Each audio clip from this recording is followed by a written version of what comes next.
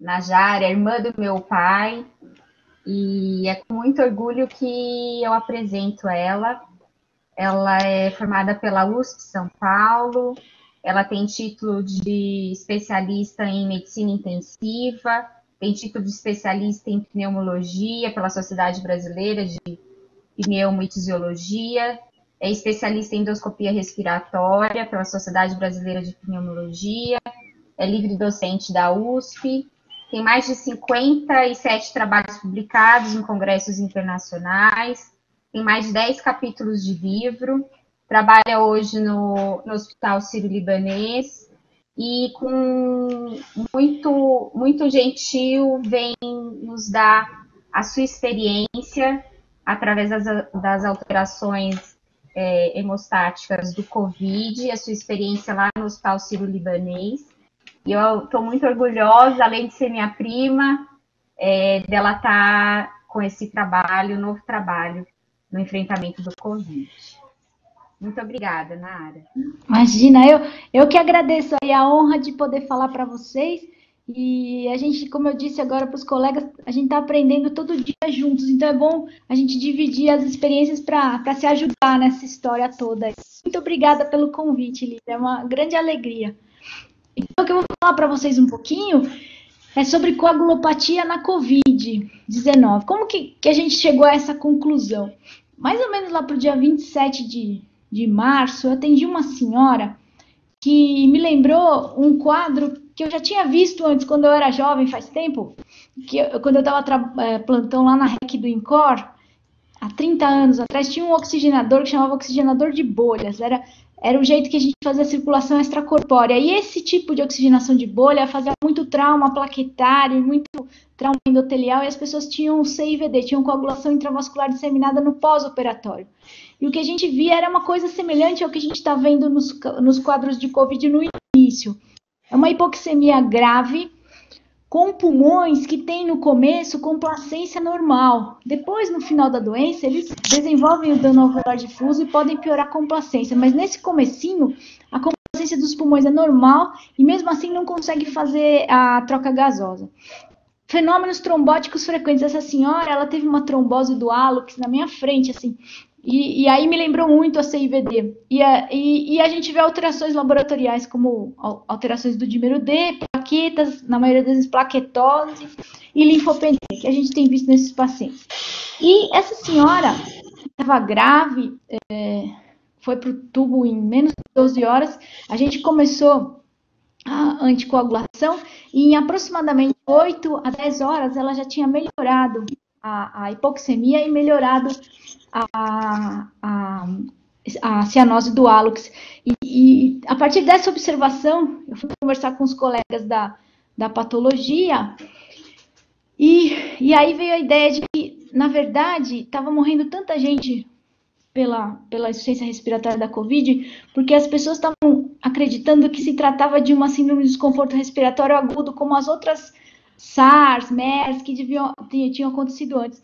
Mas, na verdade, ela não é uma síndrome de desconforto no começo, ela é uma doença trombótica, que o Gattinoni falava que ela não é uma ARDS típica, na verdade ele já estava pensando nisso também. A partir dessa observação, eu fui conversar com os colegas da patologia que tinham liberado um laudo de que se tratava de dano alveolar difuso, e realmente existe dano alveolar difuso na doença, já no final, próximo ao óbito, mas no comecinho, o que vê é trombo na microcirculação pulmonar. Aqui é um pedacinho de pulmão com septo bem fininho, mostrando o trombo aqui.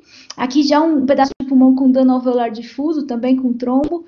E o Amaro, que é um colega que também nos ajudou nesse trabalho, ele é infectologista e patologista, também mostrou que tinha trombo no rim e na pele, na derme, que explica um pouco aquela dor muscular que eles têm forte, muitos dos pacientes. Aqui umas outras figuras mais bonitas ainda, a gente conseguiu publicar no Journal of Thrombosis and Hemostasis, esse negócio. Aqui os septos alveolares fininhos, um belo trombo aqui, na microcirculação pulmonar, são pequenos trombos, na microcirculação. Aqui mais um, aqui já com dano alveolar difuso, e se você olhar de pertinho, você vai ver que as células do epitélio respiratório, elas estão descamadas da membrana basal e com efeito citopático. São umas células diferentes, parece célula de tumor. E o vírus, aparentemente, só exerce seu efeito e sua invasão na célula do epitélio respiratório. E você deixa a membrana basal desnuda em grandes extensões do epitélio respiratório, o que leva a uma maciça exposição do fator tecidual. E o fator tecidual é um grande promotor de coagulação. Então, você imagina que a membrana alvéolo-capilar é tão fininha, o fator tecidual exposto vai estimular a coagulação e a cascata da coagulação depois da tempestade de interleucinas que a gente vê nessa doença, né? E isso é precoce. Se você deixar isso evoluir, você vai ter necrose, você vai ter infecção secundária, você vai ter dano alveolar difuso e você vai ter fibrose no final da doença, como resposta a toda essa lesão.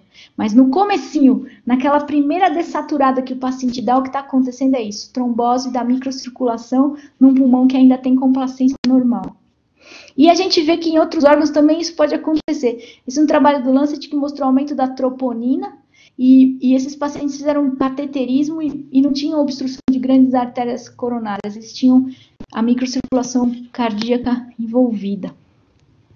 E aí, esse artigo daquela época, de março, no New York Times, falava que o paciente portador do coronavírus é traído pelo seu próprio sistema imune. O vírus entra, você não tem uma imunidade dirigida para ele, você faz uma hiperresposta inflamatória, que é seguida de uma hiperresposta de coagulação. E como que isso, agora as pessoas estão entendendo melhor, os infectologistas que me deram esse slide, a gente acha que o que acontece, e esse tipo de reação de trombose, acontece em 10 a 15% dos pacientes, os mais severos, que a grande maioria, 80%, 85%, tem um quadro leve ou moderado, com sintomas leves, e quanto mais leves os sintomas, menor o tempo de vírus, de contágio desses pacientes. Quanto mais grave, maior o tempo de presença do vírus ainda no paciente. A gente tem agora pacientes com 5 semanas de doença ainda com vírus viável, em alguns casos. Então, quanto mais grave o caso, mais o vírus consegue se manter vivo no paciente e mais ele vai ser contagioso para outros pacientes. Então, prestar atenção que esse tipo de hiperresposta trombótica vai acontecer em 10 a 15% dos pacientes, não em todos. E isso acontece em torno do 7º até o 11º dia da doença. Então, o que a gente está sugerindo é que os pacientes, né, por volta dessa época, sejam observados se eles persistirem com febre, muita dor muscular, seja feita uma monitorização da oximetria desses pacientes do 7º ao 11º dia para entrar precocemente com a anticoagulação e tentar frear essa coagulação intravascular disseminada. Como que isso acontece? Então, como eu falei para vocês, o fator tecidual fica exposto maciçamente pela desepitelização do epitélio respiratório e você tem uma ativação da cascata da coagulação. Isso ainda está sendo entendido aos poucos. Tudo isso que eu vou falar para vocês é observação clínica. A gente não tem o famigerado estudo duplo cego, randomizado. A gente não tem a observação clínica e dados de autópsia.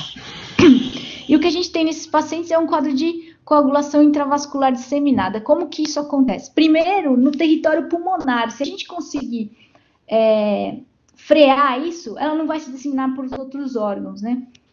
Então, como é que a coagulação intravascular disseminada acontece num monte de infecções bacterianas, virais, e ela muitas vezes leva a sangramento, mas o que a gente tem na COVID é um tipo de coagulação intravascular disseminada trombótica, que eu vou mostrar para vocês. O paciente fica hipercoagulável, mesmo sob infusão de heparina endovenosa contínua. A gente sabe disso porque a gente fez tromboelastograma de alguns pacientes, e eles, com heparina terapêutica contínua endovenosa, tinham um tromboelastograma extremamente hipercoagulável.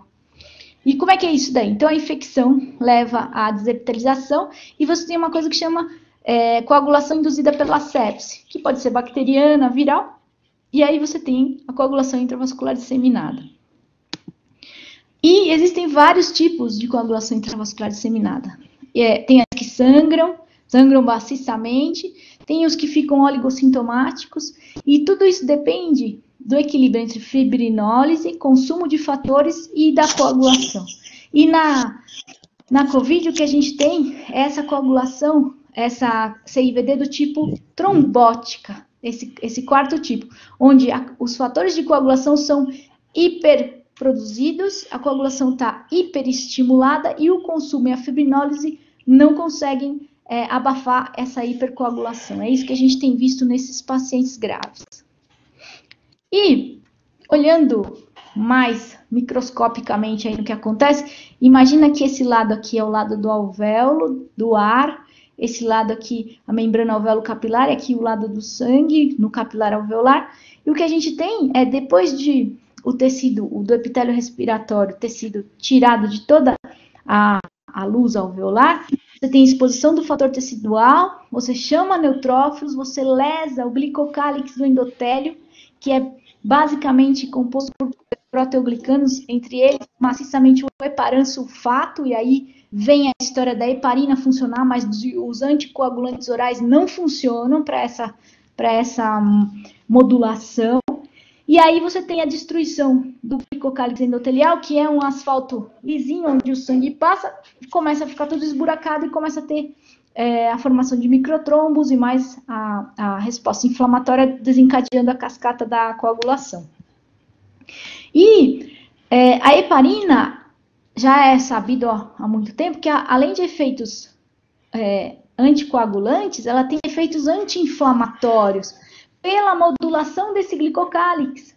E a gente não sabe ainda se na doença o efeito dela anti-inflamatório é tão ou mais importante que o anticoagulante. Os anticoagulantes orais não funcionam, nem aspirina, nada disso. Só heparina de baixo peso ou heparina não fracionada. Olha, e é interessante isso. Tem alguns artigos que mostram... Só um minuto aqui. Que mostra aqui. Esse aqui foi um artigo bem interessante que um colega da Austrália mandou, que o COVID, a heparina, ela gruda no site de ligação do COVID-19 e pode ter um efeito de diminuição da ligação dele na célula e de diminuição da invasão viral, um efeito antiviral. Isso é uma coisa que os colegas da Irlanda estão estudando. Está num preprint. E aqui um artigo mais antigo de um outro coronavírus que utilizava o heparan sulfato para se ligar às células. Então, tem uma ligação entre a família de coronavírus e o heparan sulfato, a heparina. Aí, depois dessa época, isso daqui é no comecinho de abril, surgiu esse artigo do colega lá da China, o Tang, que mostrou que os pacientes dele que tinham síndrome, coagulação induzida pela sepse de maior grau, ele foi olhar retrospectivamente, quem tinha morrido mais ou menos, ele viu que quem usou heparina viveu um pouquinho mais. Isso são 28 semanas de ventilador, né? 28 dias, aliás, de ventilador. Isso retrospectivamente. No final, não houve diferença da mortalidade, mas eles não deram heparina precocemente, nem guiada por alguma alteração de coagulopatia, não. Eles foram ver quem tomou heparina e o que tinha acontecido, para trás. Aqui, a anti-L6, que é o tocilizumab, que também tem sido usado com algum sucesso nos pacientes. A IL-6 é a interleucina que liga inflamação e coagulação. Ela está intrinsecamente ligada à cascata da coagulação. Então, o anti-L6 tem um efeito anticoagulante também. E talvez tenha esse poder. A gente só teve 2 pacientes que usaram, uma senhora porque sangrou com heparina. De 60 casos que a gente tratou até agora, só uma senhora sangrou. Ela tinha uma cirurgia bariátrica. Os restantes, não tivemos sangramento de ninguém mais. E essa senhora usou anti-L6 e teve uma melhora pulmonar, mas ainda ela está na ventilação mecânica. A cloroquina é sabido que ela tem um efeito antifosfolípide, mas, embora tenha tido um outro caso anedótico de relato de anticorpo antifosfolípide em paciente com COVID, esse não parece ser o mecanismo da coagulopatia. A coagulopatia pelo COVID está ligada à lesão do endotélio mesmo e a microtrombose na microcirculação. E a hidroxicloroquina, para ela fazer efeito anticoagulante, ela precisa de 4, 5 semanas de deposição intracelular. E a gente não tem esse tempo num paciente que está na UTI ou numa situação inflamatória importante. Além disso, ela tem efeitos de arritmogênicos, tudo que a gente tem que se preocupar nesses pacientes críticos, né? Bom, aí a gente pegou os 27 primeiros casos que a gente tratou e tentamos publicar. A gente está no pré-print ainda, já fomos para a 4ª revista, porque eles querem um grupo controle. Mas a gente teve a felicidade de ser citado pela revista Science, uma repórter investigativa da Science achou o nosso pré-print, me ligou e conversou comigo e eu expliquei, e ela achou que era uma coisa muito importante e ela citou na Science e ainda fez um link para o pré-print. Então, foi muito bom para a gente poder ser ouvido, né? Esses pacientes, a maioria deles já foi de alta, a gente está com 3 pacientes ainda internados na UTI, dos 27. Aqui, o melhora da relação PO2-FO2, no minuto 0, 48 horas depois e 72 horas depois em todos os pacientes, e aqui só nos pacientes mais graves, mostrando que eles melhoram com a heparinização. E aqui, o que a gente está fazendo agora, nesses pacientes, quando a gente atende os COVID, todos os pacientes com COVID, o que a gente faz? Profilaxia de TEV para todos. Aí, o importante é o período de intervenção. A gente começa com enoxaparina 1 mg por quilo dia, dividido em 2 doses, ou heparina 5.000 unidades a cada 6 horas, assim que o paciente mostra os primeiros sinais de hipoxemia. A gente não espera o dímero D, a gente não espera outros exames, a gente colhe para se guiar para frente. Quando ele começa com hipoxemia, com necessidade de suplementação de oxigênio, a gente já começa o que a gente chama de profilaxia dobrada. Enoxaparina 1 mg por quilo dia dividido em 2 doses, ou heparina normal, 5.000 para 6. O dímero D vai te guiar no aumento das doses e na evolução. Atenção para os pacientes com IMC maior que 35. Para eles, você tem que ajustar direitinho a enoxaparina para o peso e, às vezes, tem que considerar ir direto para heparina EV, porque eles têm uma distribuição tecidual do Clexane, às vezes, da enoxaparina, que demora para chegar no intravascular e, às vezes, você perde tempo com eles. Se o paciente for internado em UTI ou sob risco de ventilação mecânica e for entubado, ou tiver o IMC maior que 35, a gente considera manter a heparina endovenosa contínua desde o começo, suficiente para manter o TTPA em torno de 1,5 a 2, junto com a terapêutica de suporte, que é importantíssima para esses pacientes. A gente tem uma baita de uma parceria lá com o pessoal da UTI, que nos ajuda em tudo, e isso é super importante. Iniciar a heparina plena se identificado algum evento trombótico ou se o dímero D subir acima de 3.000. Esses pacientes não podem, diferente dos pacientes com síndrome de desconforto respiratório, eles não podem ser mantidos em balanço negativo, porque se eles ficarem desidratados, eles trombosam mais, então eles têm que ficar com um balanço um pouquinho mais positivo, mais 500, mais 800, isso é bem importante. Se o paciente melhora e depois ele tem uma piora radiológica, sem elevação substancial do dímero, muitas vezes ele vai lá pelo 14º, 16º dia, depois de ter melhorado, começa a piorar de novo, eleva a PCR, ocasionalmente o DHL, a gente tem que pensar em 2 coisas que também já foram mostradas nas autópsias: fibrogênese ou infecção bacteriana secundária. Nesse caso, a gente começa metilprednisolona 0,5 mg por quilo dia, 5 dias, e vai desmamando lentamente, não doses altas. E aí a gente vai escalonar antibióticos, se apropriado, se tiver alguma infecção bacteriana associada. Outra coisa que a gente está vendo nos pacientes que têm linfopenia prolongada é herpes e citomegalo. A gente está vendo alguns casos agora. Importante, aqui a gente falou, não observamos hemorragia até o momento, agora 60 e poucos casos, uma senhora sangrou, tinha uma cirurgia bariátrica. Todos eles são hipercoaguláveis.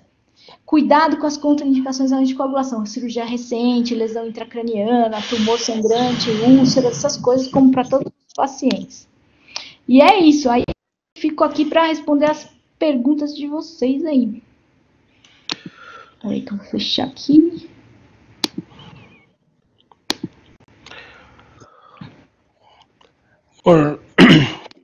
Já temos algumas perguntas aqui, né?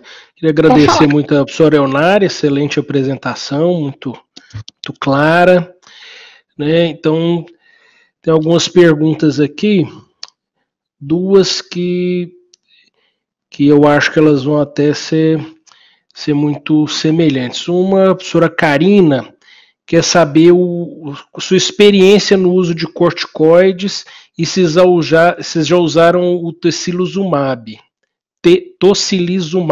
em algum caso, né? E a professora Vanessa quer saber do uso da metilprednisolona e do clexane em casos leves. Acho que tá aqui. Não, já não. Olha, exatamente. Então, primeiro, o tocilizumab. A gente usou em uma paciente só. Então, a minha experiência é enorme, né? De uma paciente. Ela tinha 200 de IL-6. Foi essa senhora que sangrou com a heparina da bariátrica. E ela tinha 200 de IL-6 e a gente deu tocilizumab, a IL-6 foi para 1.200, depois teve um rebote lá. E ela teve que tomar a primeira dose e depois a segunda dose, porque a primeira não foi suficiente. Essa senhora melhorou o quadro respiratório, mas desenvolveu um herpes nas mucosas bem extenso. Eu não sei, acho que faz um pouco além da imunossupressão da linfopenia que o Covid traz. Esse é um imunossupressor também. Então, a minha experiência é de um caso, é muito pouco para eu te falar. Isso foi o que a gente observou. Corticoide, a gente usa essa dose baixinha aí, quando a gente acha que o paciente está fibrosando, quando ele piora o raio-x lá no final, e começa a subir DHL e PCR. E aí a gente também dá antibiótico. Doses altas de corticoide, a gente usou em um paciente que ele fez uma fibrose absurda. Aí a gente fez uma dose de 1 miligrama por quilo 2 vezes. E depois a gente fez um pulso de 500 miligramas de solomedrol durante 3 dias. Esse paciente teve citomegalo e herpes. Então, eu acho que o corticoide talvez tenha o seu lugar, ele tem seu lugar, mas talvez em doses menores. A gente está aprendendo também essa parte na doença. Eu acho que doses altas talvez não sejam boas nesses pacientes. Isso foi, a maioria dos pacientes que a gente usou foi esse pouquinho, de 0,5 miligrama e tal.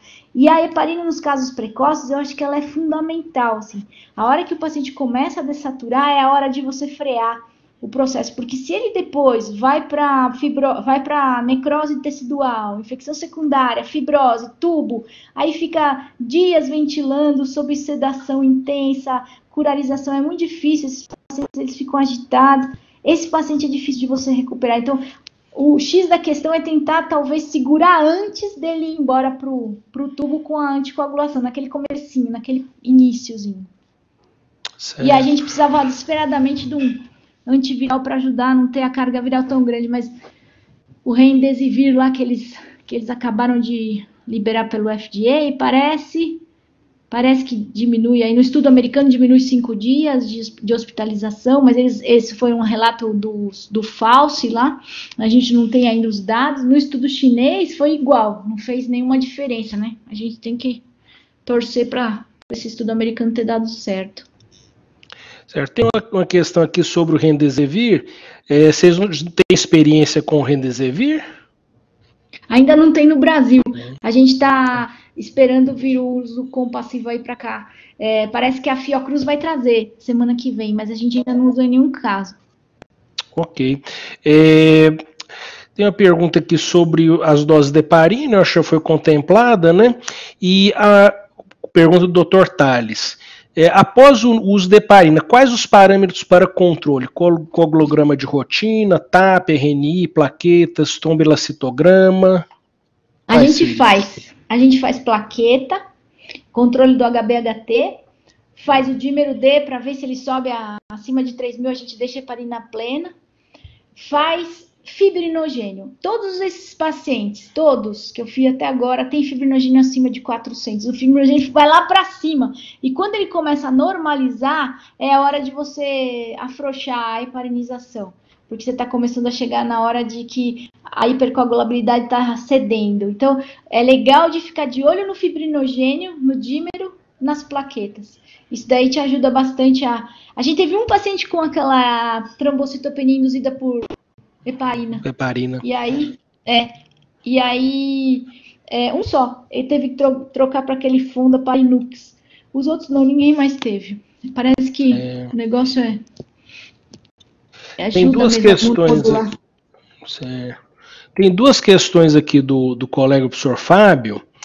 Ele pergunta se a hipoxemia, quando você define ela ali para o uso de heparina, seria abaixo de 93, ou qual seria o parâmetro, e qual a melhor opção para o suporte respiratório nos pacientes hipoxêmicos? Se intubação precoce, cápsula de oxigênio para suporte não invasivo. A heparina é isso mesmo, a gente começa, assim que a saturação cai abaixo de 94, 93, já começa com o que a gente chama de profilática dobrada, que é 1 mg/kg dividido em 2, e vai subindo até a dose plena, de acordo com esses parâmetros de coagulação que eu te falei, e com a melhora oximétrica do paciente.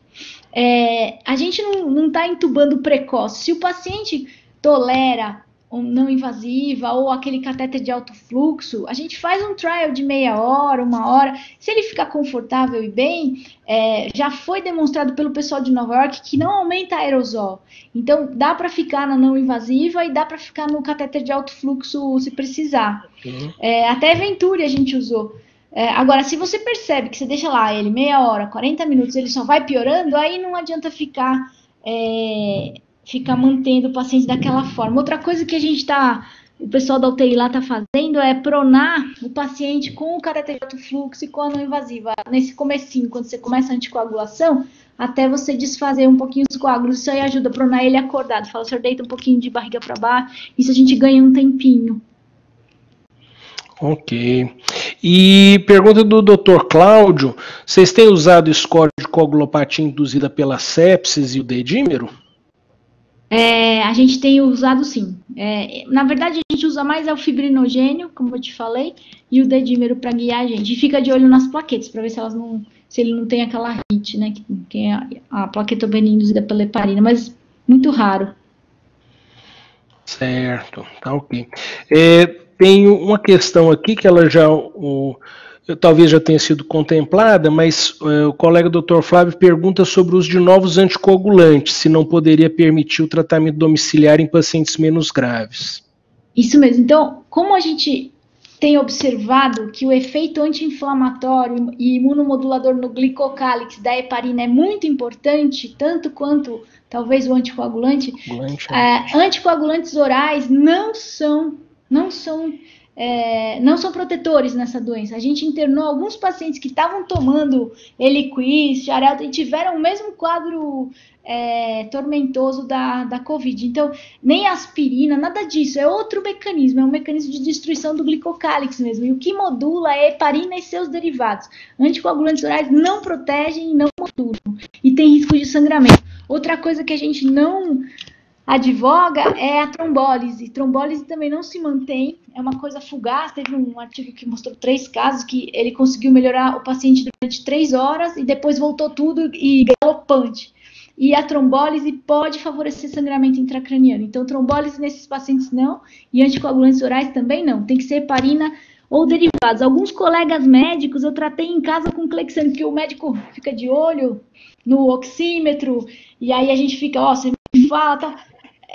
A gente fica sem dormir umas noites, mas o médico tá lá daquele lado, tal, eu consegui tratar. Paciente, assim, eu não sei, eu acho que é muito perigoso ainda, mas essa coisa precoce é muito importante. A primeira dessaturada, você já tem que entrar com uma dose maior de heparina, ou fracionada ou não fracionada. Certo.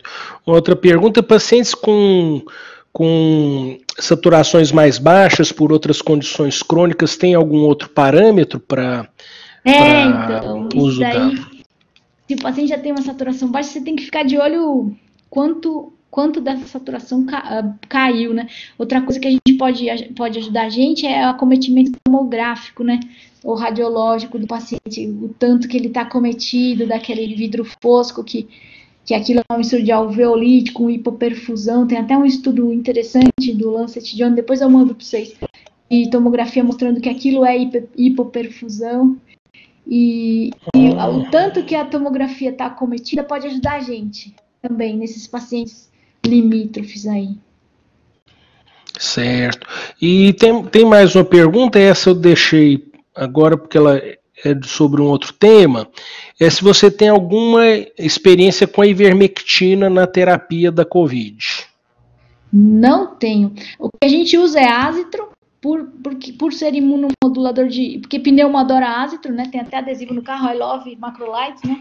Mas assim, o que a gente usa é ácitro e clexane. Não usamos mais nada além disso daí. Ivermectina, mesmo a nitoxazamida lá, não temos experiência com isso, não temos. E a gente não usa cloroquina.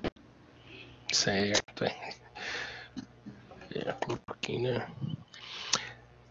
Ok. Bom, não tem mais algumas perguntas. Tem uma pergunta aqui do Dr. Fábio. Houve diferenças significativas entre a heparina NF4 e enoxaparina? Agora que a gente vai ter uns 250 pacientes, eu vou conseguir te responder essa pergunta. Porque, na verdade, é escalonado, né? No paciente mais precoce, que não foi para UTI, que é menos grave, a gente começa com a enox, aí depois progride para a heparina EV contínua se ele for para UTI, né? Então, o que a gente vai querer fazer, e a gente já começou, é um retrospectivo com todos os pacientes do hospital que tomaram ou não heparina, as doses, para a gente ver uma coisa de resposta dose a dose. A gente tá tendo acesso a essa planilha agora, se Deus quiser mais uma semana eu já consigo fazer esses dados. E uma outra coisa que a gente vai fazer é um prospectivo com enoxaparina dobrada subcutânea para ver quem vai ou não para o tubo, que é uma coisa que a gente quer saber também. Então, isso vai acontecer nas próximas semanas aí. E no Hospital das Clínicas, estou conversando com alguns colegas, a gente está planejando um randomizado mesmo, profilática versus dose plena de enoxaparina para evitar intubação e progressão por insuficiência respiratória. Então, eu vou ter essas perguntas, se Deus quiser, respondidas em breve. É que como a gente está na guerra, está difícil fazer a pesquisa e trabalhar ao mesmo tempo, mas vamos lá, vamos para a luta. Ok, acho que encerramos as perguntas. Se alguém tiver mais alguma pergunta... Acho que eu não vou mandar mais esses artigos para vocês, né? Pois é, doutora Leonara, acho que podia mandar, né? Para Lívia, vou mandar para a Lívia ou para a Maria Regina, vou mandar todos aí para vocês, e aí vocês veem, tem esse de tomo de ontem, que é do Lancet, que é bem legal. Vou mandar de um pesquisador inglês que fala dessa coagulação intravascular no pulmão, interessante também, e que os caucasianos coagulam mais do que os orientais, então talvez por isso os colegas da China não tenham visto tanto quadro de CIVD como a gente está vendo, e é interessante isso aí também. Eu vou mandar para vocês, aí vocês espalham aí para todo mundo, e eu fico à disposição de vocês aí para qualquer coisa. Alex, okay. Tem uma pergunta aqui da Karina, mas acho que já fez, né? Você perguntou no começo, né? Sim, eu formulei a pergunta. Então, eu queria agradecer a doutora Leonara. Pode falar. O Fábio perguntou que se a hidroxicloroquina ainda pode ser usada, doutor Fábio Nunes. Eu tô cada vez mais desacreditando da hidroxicloroquina. E a gente teve alguns casos de alargamento do QT, eu acho ela muito perigosa, o paciente está muito inflamado. E os últimos trabalhos que saíram não encorajam muito a gente a usar, né? Eu acho que não, sinceramente, mas é uma opinião minha. Acho que ela não tem lugar nisso, não. Acho que finalizou, Alex. Ok. Eu queria passar, então, agradecer a doutora Leonara, queria passar aí para a doutora Maria Regina, se ela quiser complementar alguma coisa. Não, os agradecimentos finais.